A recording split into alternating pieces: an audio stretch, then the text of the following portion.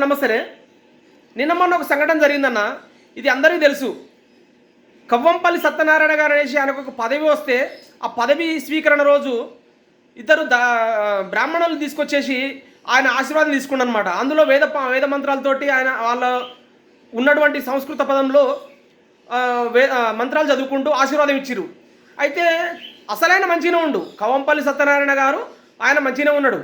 ఉండి ఆయన ఆశీర్వాదం తీసుకురు. అంతవరకు క్లోజ్ అయిపోయింది. అది ఎప్పుడైతే ఈ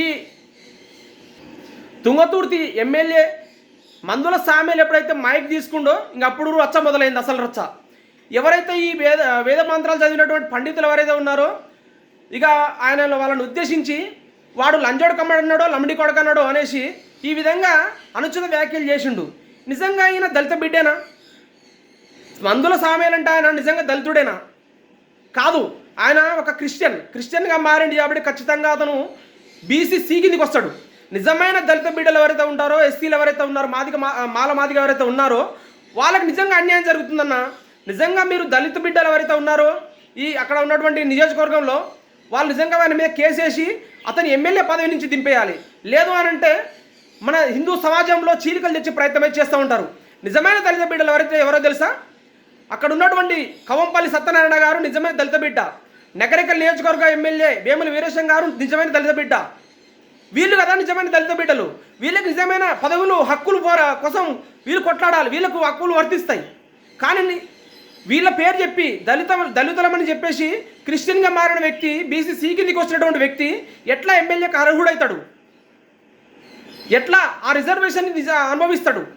నిజంగా అక్కడ ఉన్నటువంటి దళిత బిడ్డలు ఎవరైతే ఉన్నారో దీని మీద ఖచ్చితంగా పోరాడి అతని ఎమ్మెల్యే నుంచి గద్దె దించి నిజంగా ఎవరైతే దళితుడు ఎవరైతే ఉంటారో, దళిత బిడ్డ ఎవరైతే ఉంటారో అతను పోటీ చేసేటటువంటి అవకాశం అయితే వస్తుంది.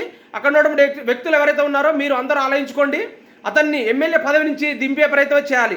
దీని మీద ముఖ్యమంత్రి గారు మీరు కూడా ఖచ్చితంగా దీని మీద యాక్షన్ తీసుకోవాలి.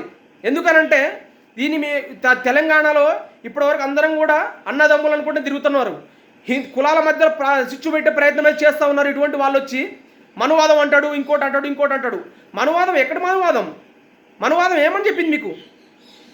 ఇప్పుడు అక్కడ ఉన్నటువంటి వేద పండితులు చదివినటువంటి మంత్రాలలో నిజంగా బూతులు ఉన్నాయా? చూపిస్తావు నువ్వు? ఓ క్రిస్టియన్కి నీకేం తెలుస్తుంది? వాళ్ళు ఇక్కడ ఉన్నటువంటి వ్యక్తులు ఎవరైనా కానీ క్రిస్టియన్ గురించి మాట్లాడిరా, క్రైస్తవం గురించి మాట్లాడిరా, బైబిల్ గురించి మాట్లాడిరా? మేము ఏమిటి మాట్లాడినావు అక్కడ?